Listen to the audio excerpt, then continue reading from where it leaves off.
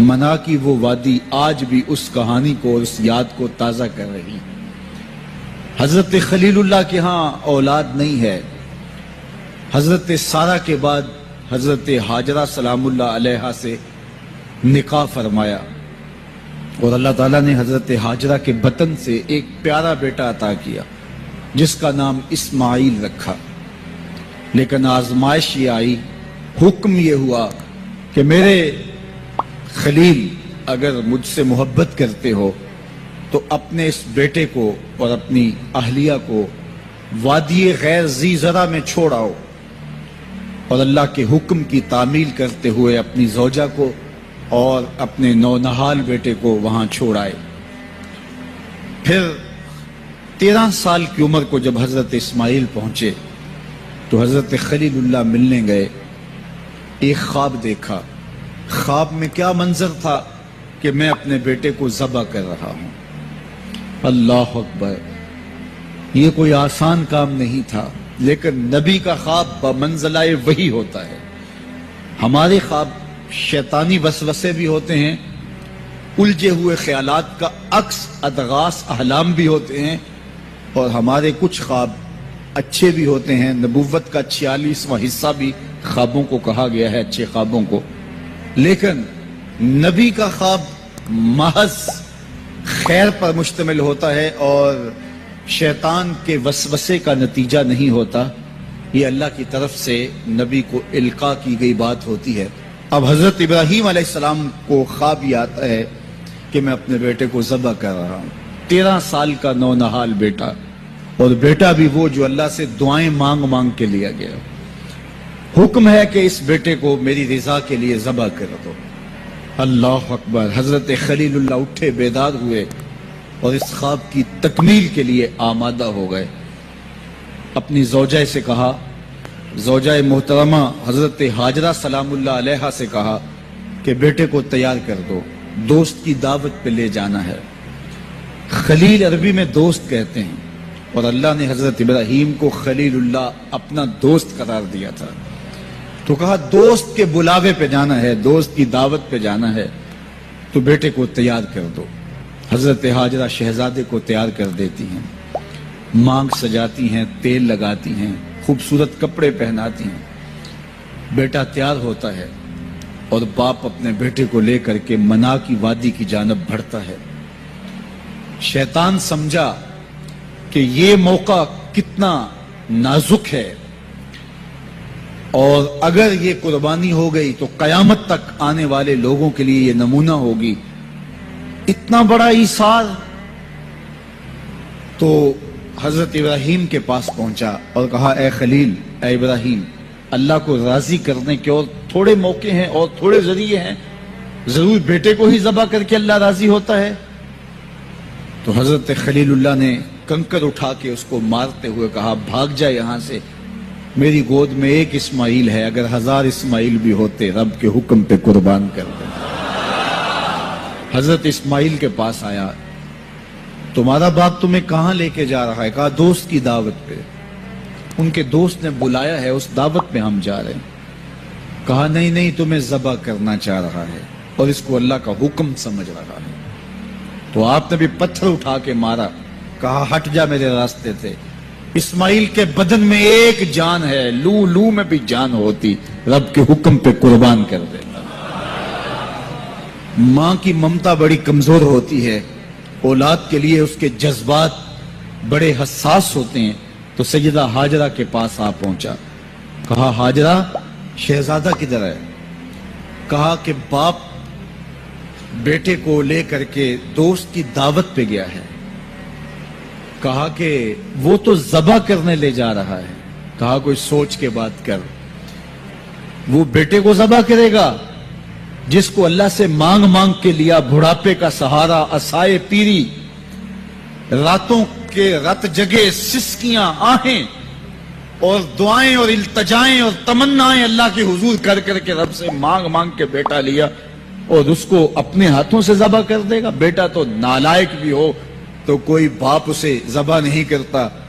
یہ بیٹا، اس کی آنکھوں میں تو نور اور چمک اور روشنی نبوت کی نظر آ رہی ہے، بھلا باپ کیسے ذبح کرے گا؟ تو کہا وہ اسے اللہ کا حکم سمجھ رہا ہے. کہا اچھا؟ کہا ہاں. تو حضرت حاجرہ نے کہا ظالم تو کہیں شیطان تو نہیں ہے؟ میری گود میں آج ایک اسماعیل ہے، اگر رب کا حکم ہے تو 1000 اسماعیل بھی ہوتا تو قربان کر. ماں کی ممتا پہ قربان جائیے، بیٹے کی وفاداری پہ قربان جائیے، اور باپ کی اللہ کے حکم کی تعمیل اور ایثار کے جذبوں پہ قربان جائیے. جب وادی منا میں پہنچے تو حضرت اسماعیل علیہ السلام کو حضرت خلیل اللہ نے کہا یا بنیا، اے میرے بیٹے. کتنا دل آویز لہجہ ہے، کتنا پیار ٹپک رہا ہے. اے میرے بیٹے، میں نے خواب دیکھا ہے. خواب کیا دیکھا ہے؟ کہ میں یہ خواب دیکھ رہا ہوں کہ میں تجھے ذبح کر رہا ہوں. فانظر ماذا ترا، اب تو بتا تیری رائے کیا ہے. باپ بیٹے سے کہے کہ میں تمہیں ذبح کر رہا ہوں تو بیٹے کا انداز کیا ہوگا؟ آج تو باپ کسی بیٹے کو زیادہ محبت سے نواز دے تو دوسرے بیٹے شکایت کو نہ ہو جاتے ہیں کہ ہمارا باپ ظالم ہو گیا ہے. کسی وجہ سے کسی کو ترجیح دے دے، اپنے مال میں سے کسی کو کچھ زیادہ دے دے، اور وہ اس کا اختیاری مال ہو، لیکن اس کے باوجود بھی وہ اپنے چچاؤں کو، عزیزوں کو، رشتہ داروں کو کہتے ہیں جناب ہمارا باپ منصف نہیں رہا، ہمارا باپ زیادتی کر رہا ہے. یار یہاں باپ بیٹے کو کہہ رہا ہے کہ بیٹا میں تجھے ذبح کر رہا ہوں. بیٹے کے تیور نہیں بدلتے. یہ فیضان نظر تھا یا کہ مکتب کی کرامت تھی؟ سکھائے کس نے اسماعیل کو آداب فرزند. باپ نے کہا بیٹا میں تجھے ذبح کر رہا ہوں. بیٹے کا دل آویز جواب سنیے. بیٹا سر جھکا دیتا، امتثال امر تھا، حکم کی تعمیل تھی. بیٹا کہتا جی جیسے آپ کی مرضی، یہ بھی امتثال امر تھا. بیٹا خاموشی سے جھک جاتا، یہ بھی امتثال امر تھا. گردن رکھ دیتا، یہ امتثال امر تھا. بیٹا کہتا جی جیسے آپ چاہیں، امتثال امر تھا. لیکن بیٹے نے جو جواب دیا قیامت تک اس کو بھی سنہری حروف سے لکھا جائے گا. باپ نے کہا بیٹا میں تجھ کو ذبح کرنا چاہ رہا ہوں. جواب کیا آیا؟ یا آباتے، اے میرے ابو. ذرا دیکھیے باپ کا یہ کہنا کہ میں تمہیں ذبح کر رہا ہوں، اس کے جواب میں تیور نہیں بدلتے. چہرے پر جلال اور غصہ اور عجیب سی کیفیت پیدا نہیں ہوتی کہ میرے باپ آپ کیا بول رہے ہیں. لیکن جب باپ بولا بیٹا میں تجھ کو ذبح کرنا چاہ رہا ہوں تو فرما بردار بیٹا کیا بولتا؟ یا آباتے، اے میرے باپ. اللہ اکبر. تم تو ذبح کرنا چاہتے ہو. یا آبا تفعل ما تؤمر، ابو ذبح کیا ہے، جو کرنا ہے کیجئے. یہ نہیں کہا کہ ذبح کرنا چاہتے ہیں، ہاں ذبح کر لیجئے. ذبح کا جواب ذبح سے دینا یہ مکمل فرما برداری تھی. باپ کہتا یا آبا، یا بنیا، اے میرے بیٹے میں نے خواب دیکھا ہے میں تجھے ذبح کر رہا ہوں. تو بیٹا کہتا ہاں مجھے ذبح کر لیجئے. یا آبا تذبح، ہاں مجھے ذبح کر لیجئے. لیکن بیٹا یہ نہیں کہتا کہ ذبح کر لیجئے. ذبح کا جواب ذبح میں نہیں کہا، بلکہ جواب 2 قدم آگے بڑھ کے دیا. یا آبا تفعل ما تؤمر، ماں میں عموم ہے. ابو ذبح کیا، جو بھی کرنا ہے کیجئے. رہی بات میری، گردن پہ چھری چلے گی، بدن تو تڑپے گا، لیکن ستاجدونی انشاءاللہ من الصابرین. میرے رب نے چاہا تو صبر کر کے دکھاؤں گا. اگر رب کے حکم کی تعمیل میں نونہال بیٹے کی گردن پہ چھری رکھنے کا عزم اور ایثار کی یہ کہانی آپ رقم کرنے جا رہے ہیں تو آپ میرا منظر بھی دیکھیں گے کہ میں تڑپوں گا بھی نہیں. یا ابا تفعل ما تؤمر ستجدنی انشاءاللہ من الصابرین. آپ دیکھیں گے میں صبر کر کے دکھاؤں گا. فلما اسلم وتلہ للجبین، قرآن بتاتا ہے جب دونوں راضی ہو گئے. کس بات پہ راضی ہو گئے؟ فلاں نمبر کی گاڑی خرید لیں، فلاں بنگلہ خرید لیں، فلاں فیکٹری خرید لیں. باپ اور بیٹے نے یہ طے کیا نہیں. باپ ذبح کرنے پہ راضی ہو گیا اور بیٹا ذبح ہونے پہ راضی ہو گیا. فلما اسلم، ایک تو ہمارا اسلام ہے، یہاں دیکھو ان کا اسلام. الاسلام گردن نہادن. اسلام کا معنی یہ ہے گردن رکھ دینا. اپنی مرضی چھوڑ دینا۔ فلما اسلما، جب دونوں نے گردنیں رکھ دی، دونوں نے جو ہے وہ یہ طے کر لیا، باپ نے ذبح کرنے کا طے کر لیا، بیٹا نے ذبح ہونے کا طے کر لیا۔ وَتَلَّهُ لِلْجَبِينِ، اور باپ نے بیٹے کو پیشانی کے بل لٹایا۔ اس پر دو قول ہیں۔ تَلَّهُ لِلْجَبِينِ، پیشانی کے بل یوں لٹایا کہ الٹا لٹایا تاکہ پیچھے سے ذبح کریں، بیٹے کا من منہ چہرہ سامنے نہ ہو، ذبح کرنے میں رکاوٹ نہ بن جائے۔ کوئی بیٹا معمولی تو نہیں، اس کی پیشانی میں نبوت کے اجالے چمک رہے، تو بیٹے کو لٹا دیا اور الٹا لٹایا۔ تَلَّهُ لِلْجَبِينِ، پیشانی کے بل لٹایا۔ لیکن مفسرین کی ایک جماعت نے کہا نہیں، الٹا نہیں لٹایا۔ تو تَلَّهُ لِلْجَبِينِ کا معنی کیا ہوا؟ جس طرح ہم آپ جانور کو ذبح کرتے ہیں تو اس کی گردن کو خم دے کے پیچھے زمین پہ لگا دیتے ہیں تاکہ اس کی رگیں تن جائیں اور گردن کھل جائے اور چھری پھیرنے میں آسانی ہو اور جلدی سے جو ہے وہ رگیں کٹ جائیں۔ کہا کہ بیٹے کی ریشم جیسی نازک گردن کو موڑ کے پتھر پر پیشانی کو لگایا۔ اللہ اکبر!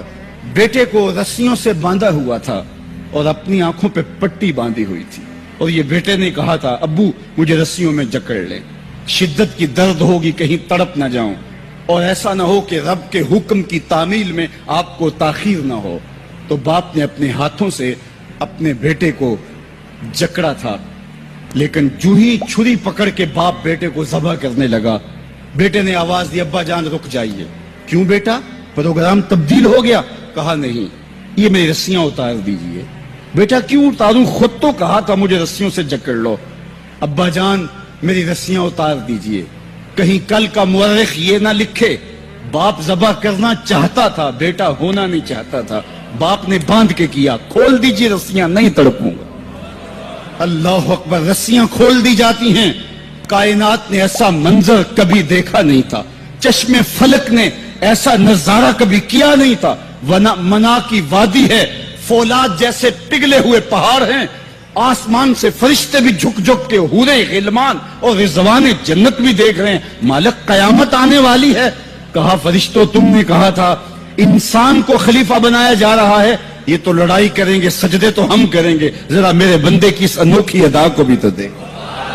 لاؤ سارے سجدے، اپنے قیام لاؤ، اپنے رکوع اور اپنے سجود لاؤ، اور میرے بندے کے اس جذبہ ایثار کے مقابلے میں رکھو۔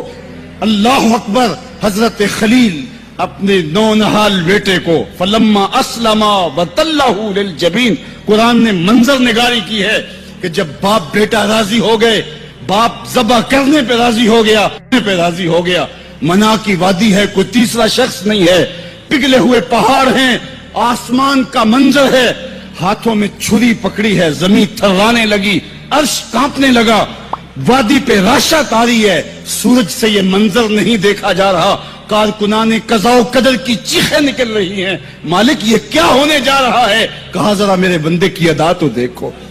پھر ہاتھوں میں چھری پکڑ کے، آنکھوں پہ پٹی بندھی ہے اور نونہال لیٹا ہے، اور پیشانی موڑ کر کے، گردن موڑ کر کے پیشانی زمین پہ لگائی، اور تنی ہوئی رگوں پر حضرت خلیل اللہ نے جب چھری پکڑ کے چھری کو پوری ہمت کے ساتھ بیٹے کو ذبح کرنے کے لیے جنبش دی۔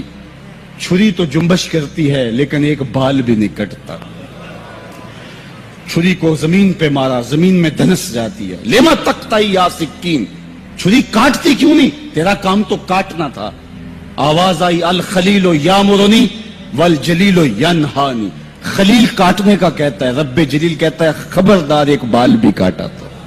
کہا چھری تیرا کام تو کاٹنا تھا، حضرت آگ کا کام بھی تو جلانا تھا، جس نے آگ کو جلانے سے روکا تھا آج اسی کا حکم میرے نام بھی ہے کہ ایک بال بھی نہیں کاٹنا۔ اس سے راستہ اختیار کیا جا سکتا تھا نکلنے کا، میں نے تو چھری چلائی، اب کیا کروں؟ چھری نے کام نہیں کیا، شکر ہوا بیٹا بچ گیا، لیکن نہیں، خلیل سمجھے شاید کوئی دل میں نرمی پیدا ہوئی تو رب نے چھری کو روک دیا، چھری کو پھر پتھر پہ رگڑا، تیز کیا، اور چھری کی نوک کو نازک گلے پہ رکھ کے پورا وزن ڈال دیا، گلا کٹ گیا، خون بہنے لگا۔ حضرت خلیل خوش ہو گئے، کتنا مشکل کام تھا بیٹے کو ذبح کرنا، میں کر دیا۔ جلدی سے آنکھوں سے پٹی کھولی تو کہا، دیکھا کیا کہ منظر بدلا ہوا تھا، بیٹا سمجھ کے جسے ذبح کیا تھا وہ بیٹا نہیں تھا، وہ دمبا تھا، اور حضرت اسماعیل پاس کھڑے مسکرا رہے تھے. بے ساختہ زبان سے نکلا اللہ اکبر. تو حضرت اسماعیل بولے لا الہ الا اللہ واللہ اکبر. پاس کھڑے جبریل جو دمبا لے کے آئے تھے بولے اللہ اکبر وللہ الحمد. ادھر سے آواز آئی وَنَادَيْنَاهُ أَن يَا إِبْرَاهِيمُ قَدْ صَدَّقْتَ الرُّؤْيَا إِنَّا كَذَلِكَ نَجْزِي الْمُحْسِنِينَ. ادھر سے آواز آئی جس سے پہاڑ کی وادی گونجنے لگی اے ابراہیم تو نے واقعی خواب پورا کر دکھایا. وَنَادَيْنَاهُ. سب مترجمین نے اس کا ترجمہ یہ کیا ہے واو حالیہ ہے, یہ طلباء جانتے ہیں. اس حال میں ہم نے ندا دی. حال کیا تھا کہ دمبا ذبح پڑا ہوا تھا, حضرت اسماعیل مسکرا رہے تھے, جبریل پاس کھڑے تھے. جبریل کا پاس کھڑا ہونا اس بات کی دلیل تھی کہ یہ دمبا وہ لے کے آئے ہیں, اور ان کا مسکرانا یہ ساری کہانی بتا رہا تھا. تو حضرت ابراہیم علیہ السلام نے جب یہ منظر دیکھا یقین تو ہو گیا کہ یہ رب کی طرف سے انتظام ہے, جبریل لے کے دمبا کھڑے ہیں. تو یہ یقین تو تھا, لیکن مزید تیقن پیدا کرنے کے لیے اللہ کی وحی اترنے لگی اور حضرت خلیل کا دل باغ باغ ہو گیا. وَنَادَيْنَاهُ. اس حال میں جب دمبا ذبح پڑا تھا اسماعیل خوش کن مسکرا رہے تھے, خوبصورت ہنسی ہنس رہے تھے, مسکرا رہے تھے, اور حضرت جبریل بھی مسکرا رہے تھے. تو اس حال میں ہم نے ندا دی ابراہیم تو نے واقعی خواب پورا کر دکھایا. سب نے یہ ترجمہ کیا اس حال میں ہم نے ندا دی, کیونکہ واو حالیہ ہے. لیکن ٹھنڈ نہیں پڑتی تھی. ٹھنڈ تب پڑی جب کنز الایمان کھولا. تو میرے امام نے اس کا جو ترجمہ کیا آپ اشش کر اٹھیں گے. سب نے کہا اس حال میں ہم ندا دی کہ اے ابراہیم تو نے واقعی خواب پورا کر دکھایا. لیکن اعلیٰ حضرت جنہوں نے قرآن کا ترجمہ ہی نہیں کیا, قرآن کی ترجمانی بھی کی ہے, انہوں نے اس کا ترجمہ کیا وَنَادَيْنَاهُ أَن يَا إِبْرَاهِيمُ. اے مخاطب اس موقع کا حال نہ پوچھ جب ہم نے ندا دی. پھر کیا عالم ہوا کہ جب ہم نے آواز دی, یقین تو پہلے ہی پیدا ہو چکا تھا, لیکن جب وادی وحی کے اجالوں سے چمکنے لگی اور ہر سمت وحی کا نور پھیل گیا, پھر کیا حال ہوا حضرت خلیل کا. اے مخاطب پھر اس موقع کا حال نہ پوچھ جب ہم نے ندا دی اے ابراہیم تو نے واقعی خواب پورا کر دکھایا. اِنَّا كَذَلِكَ نَجْزِي الْمُحْسِنِينَ. ہم نیکوکاروں کو یوں ہی جزا دیتے ہیں. ہم آپ کا بیٹا تو نہیں لینا تھا, بس ابراہیم تیرا امتحان پورا ہو گیا, تو نے امتحان میں 100 نمبر لے لیے, سرخرو ہو گیا, کامیاب ہو گیا. یہ تماشائے لب بام تو نہیں تھا, یہ کوئی آسان کام تو نہیں تھا. اللہ اکبر. فرمایا ہم نے اس کو پچھلوں کے لیے سنت کے طور پہ باقی رکھا. سلام علی ابراہیم. ابراہیم تیرے اوپر سلام. آج اسی منسک پہ, اسی قربان گاہ پہ 40 لاکھ حجاج کرام قربانیاں پیش کرتے ہیں. کوئی 2 قربانیاں, کوئی 5 قربانیاں, بعض 100 اونٹ پیش کر رہے ہوتے ہیں. اللہ اکبر. صدیاں گزر گئیں. یہ تو صرف منا کی قربان گاہ ہے. پوری دنیا پہ پھیلے ہوئے مسلمان اس دن جانور ذبح کر رہے ہوتے ہیں. عید کے دن قریب آتے ہیں تو میں گزرتا ہوں سڑکوں, بازاروں اور گلیوں سے, ہر سمت لوگ موٹے تازے جانور لیے گھوم رہے ہوتے ہیں, اور سڑکوں کے اوپر جانوروں کے جو ہیں وہ ٹھٹ کے ٹھٹ لگے ہوئے ہوتے ہیں. تو میری زبان سے بے ساختہ یہی جملے نکلتے ہیں سلام علی کرتا ہے. لیکن جناب ابراہیم کہتے ہیں کہ ان تماثیل کے آگے تم آسن مارے بیٹھے ہو جو اپنا دفاع بھی نہیں کر سکتے اور اپنی ضرورت کی تکمیل بھی نہیں کر سکتے, تمہاری ضرورتوں کو کیسے پورا کریں گے؟ تو یہ میرے رب نہیں ہو سکتے. شمس و قمر کو, چاند کو, سورج کو, ستاروں کو پوجتے ہو. اچھا یہ چاند, یہ ستارے رب ہے. تو جب ڈوب گئے تو کہا کہ جو ڈوبنے والے ہیں وہ میرے رب تو نہیں ہو سکتے. مجھے رب کی ضرورت پڑ جائے, رب ڈوبا ہوا ہو تو مجھے تو وہ چاہیے جو ہر وقت حاضر ہو. تو میں تو اس رب کی پوجا نہیں کر سکتا. یہ ان کے شعور کا امتحان تھا اور اس شعوری امتحان میں پورے نکلے. پھر اس کے بعد اگلا امتحان تھا کہ وہ اس شعور کو بیان کرنے کی طاقت بھی رکھتے ہیں کہ نہیں. پھر بت کدا ٹوٹتا ہے, نمرود کا دربار سجتا ہے, اور وہاں جو خطبہ حضرت ابراہیم نے دیا زمانے نے سنا. جب کلہاڑا اس بڑے بت کے کندھے پہ رکھ دیا اور باقی سارے بتوں کا تیا پانچا کر کے رکھ دیا, جب وہ میلے سے واپس آئے تو ابراہیم بڑی بے نیازی سے بولتے, ان کے بڑے نے کیا ہوگا, دیکھو اسلحہ تو اسی کے کندھے پر ہے. تو وہ کہنے لگے ابراہیم تو جانتا ہے یہ بولتے نہیں ہیں. اور حضرت ابراہیم یہی تو لانا چاہتے تھے. پھر جو خطبہ دیا، اُفِّل لَکُمْ وَلِمَا تَعْبُدُونَ مِن دُونِ اللَّهِ أَفَلَا تَعْقِلُونَ، افسوس ہے تمہارے اوپر اور افسوس ہے ان پر جن کو تم اللہ کے علاوہ پوجتے ہو۔ افلا تعقلون، تمہاری کھوپڑی میں دماغ نہیں ہے۔ اور پھر اللہ کی توحید کا بیان فرمایا۔ پھر اس کے بعد جان کا امتحان آیا، تو پھر جلتے ہوئے شعلوں کے اندر جس طرح ہنس کے داخل ہوا پیغمبر، یہ الگ اور نرالی شان تھی۔ نمرود نے سوچا تھا جل کے راکھ ہو گیا ہوگا چخا میں، لیکن 40 دن کے بعد جب آگ بجھتی ہے تو حضرت ابراہیم انگاروں سے چلتے ہوئے یوں باہر آتے ہیں جس طرح پھولوں پر کوئی نازنین چل کے آ رہا۔ پھر 87 سال عمر ہے، اللہ تعالیٰ پھر حضرت ہاجرہ کے بطن سے حضرت اسماعیل کی صورت میں اولاد عطا کرتا ہے۔ اب اتنی بڑھاپے کی عمر میں اولاد نصیب ہو تو انسان کا جی چاہتا ہے سارے کام کاج چھوڑ کے گھر بیٹھ جاؤں اور میں اپنی اولاد کے چہرے کی بلائیں لوں، لیکن حکم ہوتا ہے اپنی زوجہ کو بھی اور اپنے نو مولود بیٹے کو بھی ایسی وادی میں چھوڑ آؤ جہاں کوئی سبزہ بھی نہیں ہوگا۔ اللہ اکبر۔ پھر اسماعیل علیہ السلام کی ایڑیوں کے رگڑنے سے زمزم جاری ہوتا ہے۔ اب ذرا دیکھیے، ایک ایسا امتحان آتا ہے اگر کو ہمالیہ پہ بھی ڈال دیا جاتا اس کا پتا بھی پانی ہو جاتا۔ فلما بلغ معہ السعی، جب وہ ان کے ساتھ چلنے پھرنے کے قابل ہوا۔ ابراہیم علیہ السلام خواب دیکھتے ہیں، اور خواب کیا دیکھتے ہیں کہ میں بیٹے کو ذبح کر رہا ہوں۔ فلما اسلما، جب دونوں راضی ہو گئے، باپ ذبح کرنے پہ اور بیٹا ذبح ہونے پہ، اب باپ کی آنکھوں پہ پٹی بندھی ہے، ہاتھ میں چھری ہے، 100 سال کا بوڑھا باپ، جبل سبیر کا دامن، منا کی وادی، کارکنان قضاء و قدر دم بخود ہیں، شمس و قمر، یہ منظر آج سے قبل انہوں نے نہیں دیکھا تھا، اور سورج بادلوں کی اوٹ میں منہ چھپانے کی کوشش کر رہا ہے کہ یہ منظر مجھ سے نہیں دیکھا جائے گا، حوروں کی چیخیں نکل رہی ہے، کائنات تھرا رہی ہے، مالک قیامت آنے والی۔ اور مالک بھی فرشتوں سے کہہ رہا تھا کہ تم کہتے تھے نا کہ سجدے ہم کریں گے، تسبیحات ہم کریں گے، انسان تو دینگا مشتیاں کرے گا، ذرا میرے بندے کی اس ادا کو بھی دیکھو، میرے حکم کی تعمیل پر میرے بندے کی اس انوکھی ادا کو بھی دیکھو۔ چھری کی نوک حلق کے اوپر رکھ کے پورا وزن ڈال دیا، گلا کٹ گیا، خون بہنے لگا۔ ابراہیم علیہ السلام ایک عجیب کیفیت میں، کیا کیفیت ہو سکتی ہے، میرے پاس تو لفظ نہیں ہے۔ اللہ اکبر۔ جلدی سے جو ہے وہ آنکھوں سے پٹی کھولتے ہیں تو دیکھتے ہیں کہ منظر بدلا ہوا ہے، بیٹا سمجھ کے جس کو ذبح کیا وہ تو دمبا تھا، اور اسماعیل علیہ السلام پاس کھڑے مسکرا رہے ہیں، اور پاس حضرت جبریل امین بھی کھڑے ہیں۔ یہ اس بات کا عملی ثبوت ہے یہ وہ دمبا لے کے آئے۔ تو بے ساختہ جناب ابراہیم علیہ السلام کی زبان پر جو لفظ آیا وہ یہ تھا، اللہ اکبر، اللہ اکبر۔ تو حضرت اسماعیل بولے لا الہ الا اللہ واللہ اکبر، پاس کھڑے جبریل بولے اللہ اکبر وللہ الحمد۔ اللہ نے کہا اے ابراہیم تمہاری قربانی کی سنت کو بھی قیامت تک جاری رکھیں گے، تمہاری زبانوں سے نکلے ہوئے جملے بھی مرنے نہیں دیں۔ وَنَادَيْنَاهُ أَن يَا إِبْرَاهِيمُ قَدْ صَدَّقْتَ الرُّؤْيَا إِنَّا كَذَلِكَ نَجْزِي الْمُحْسِنِينَ، اس حال میں ہم نے ندا دی ابراہیم تو نے واقعی خواب پورا کر دکھایا۔ إِنَّ هَذَا لَهُوَ الْبَلَاءُ الْمُبِينُ، اللہ فرماتا ہے یہ بہت بڑا امتحان تھا، یہ چھوٹا امتحان نہیں تھا۔ اور پھر میرا رب ہو کے کیا کہتا ہے، سلام علی ابراہیم، اے ابراہیم تیرے اوپر سلامتیاں نازل ہو۔ اللہ اکبر۔ پرسوں بھی میں کسی منڈی کے قریب سے گزرا، کہتے ہیں اس علاقے کی سب سے بڑی منڈی ہے، تو ہزاروں جانور، ہجوم محبت، اور سڑکوں پر، گلیوں میں، بازاروں میں کوئی یہاں گائے لے کے جا رہا ہے، کوئی بیل، کوئی اونٹ اٹھا کے لے کے جا رہا ہے، تو بے ساختہ میری زبان سے یہی نکلتا ہے سلام علی ابراہیم، ابراہیم تیرے اوپر سلامتیاں نازل ہوں۔ اللہ اکبر۔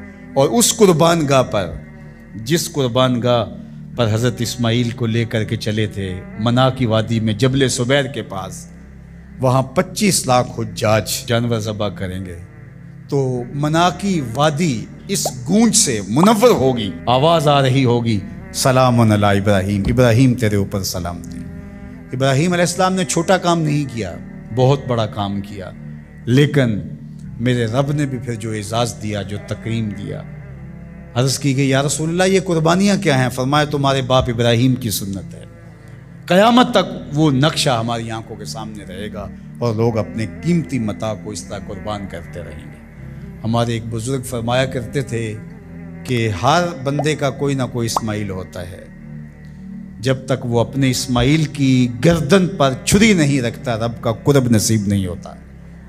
تو اپنی عزیز ترین متاع اللہ کی راہ میں قربان کرنے کا موقع آ جائے، وہ جان ہو، وہ اولاد ہو، وہ مال ہو، وہ منصب ہو، جب حالات تقاضا کریں اور آپ کو لگے کہ میرے مالک کا مجھ سے یہ تقاضا ہے، تو راہ خدا کے اندر قربان کرنے کا جب یہ جذبہ اس لیول تک پہنچ جائے تو پھر آپ اس نور سے مالا مال ہوتے ہیں، اس فیض سے فیض یاب ہوتے ہیں۔